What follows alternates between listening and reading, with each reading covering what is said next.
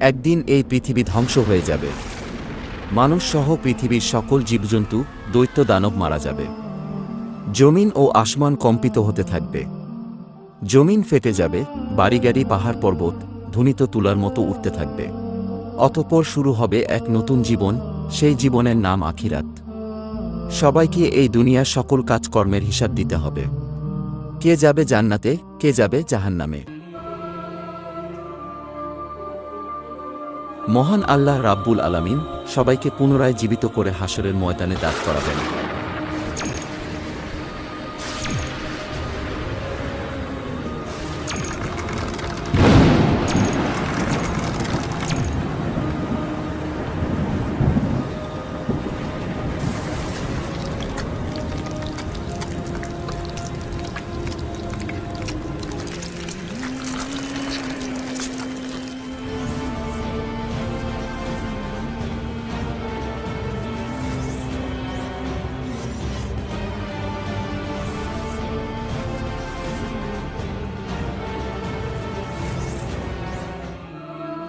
সেদিন প্রত্যেক মানুষকে 5টি প্রশ্ন করা হবে।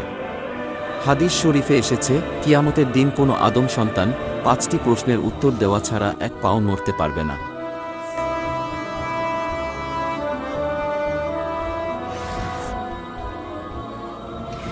সেদিন তাকে জিজ্ঞাসা করা হবে তার জীবনের লক্ষ্য ও উদ্দেশ্য কী ছিল, এবং তার যৌবনকাল কিভাবে কাটিয়েছে, কিভাবে সে উপার্জন করেছে এবং তা কিভাবে ব্যয় করেছে, তার জ্ঞান বা বিবেক অনুসারে কর্ম করেছে কিনা, আর মহান রবের ইবাদত করেছে কিনা।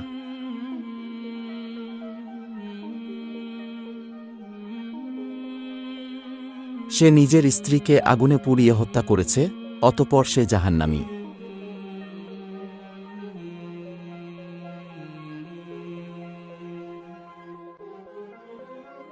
অনেক টাকা পয়সা থাকা সত্ত্বেও দান খয়রাত করে নাই, অথচ সেই টাকা দিয়ে নেশা করেছে, অতঃপর সে জাহান্নামী।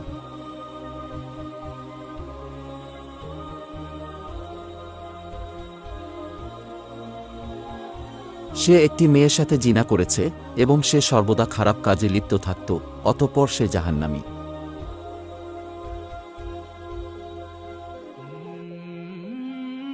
নিজের স্বামী থাকা সত্ত্বেও অন্য পুরুষের সাথে জেনায় লিপ্ত হয়েছে, অতঃপর সে জাহান্নামী।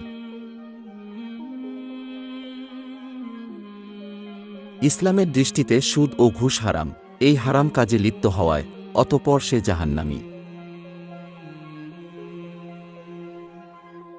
আল্লাহ ব্যতীত অন্যজনকে রব স্বীকার করেছে এবং মূর্তি পূজা করেছে, অতঃপর সে জাহান্নামী। যারা তাদের কৃতকর্মের কারণে জাহান্নামে যাবে, তারা অনন্তকালের জন্য জাহান্নামের কঠিন শাস্তি ভোগ করতে থাকবে।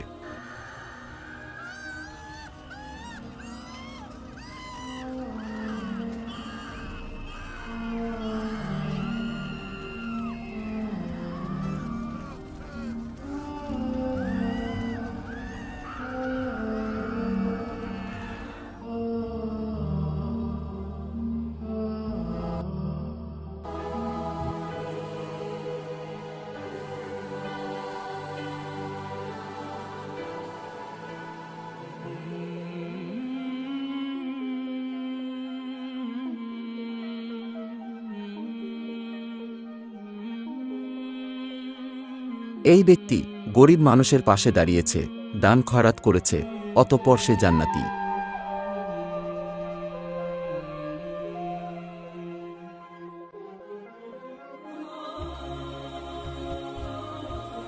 সে হালাল পথে টাকা রোজগার করেছে এবং নামাজ কালাম আদায় করেছে, অতঃপর সে জান্নাতি।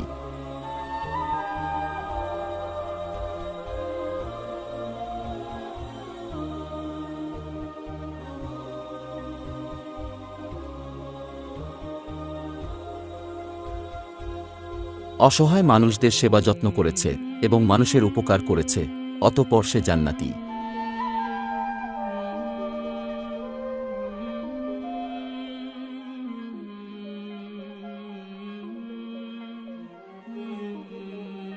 কুরআন ও হাদিসের কথা শুনে তওবা পাঠ করেছে এবং মহান রবের উপাসনা করেছে, অতঃপর সে জান্নাতি।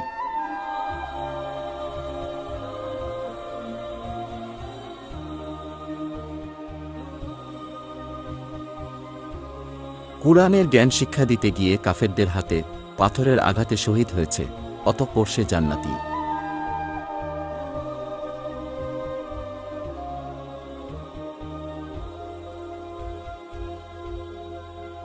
যারা তাদের ঈমান ও আমলের কারণে জান্নাতে যাবে, তারা অনন্তকালের জন্য জান্নাতের নাজ নেয়ামত উপভোগ করতে থাকবে, যা কখনো শেষ হবার নয়।